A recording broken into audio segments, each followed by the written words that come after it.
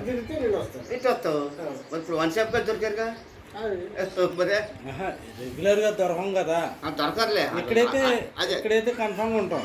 ఇక్కడే కన్ఫర్మ్ ఉంటావులే. ఇప్పుడు a stand దొరికావు నీకు అంతే. ఆదివారం సంగతి చెప్తున్నా. నా మేనర్లు ఉంటారు, అది నా సొంత ఇల్లు.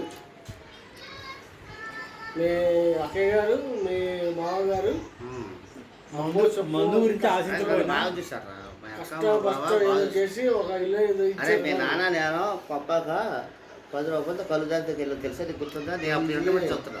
మా నాన్న సైకిల్ తప్పితే నువ్వు ఎక్కడ కూర్చోడు ఎక్కడ కూడా అంత దూరం బాబు.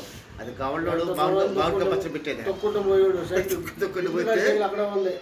అప్పుడే అంతా 3 రూపాయలు 5 రూపాయలు తెలియదు. ఇంకా తొక్కటిల్లో రాజు పొలం ఉంది దాంట్లో పందాలు ఏం చెప్పేవాడు.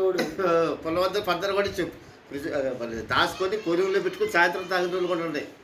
ఏమనేవాడు మహానుభావుడు ఎక్కడ ఉన్నాడో కానీ ఇక్కడే ఇక్కడ తాగాలి. నేను మహానుభావుడు తలుచుకుంటుంటే ఇక్కడే ఉన్నాడు. ఇదా ఓకే నీ అంకే చూస్తున్నాడు చూడు. చూసే నేను బాగా చూశాడు అబద్ధం వాడు నిన్ను కాదు రాజు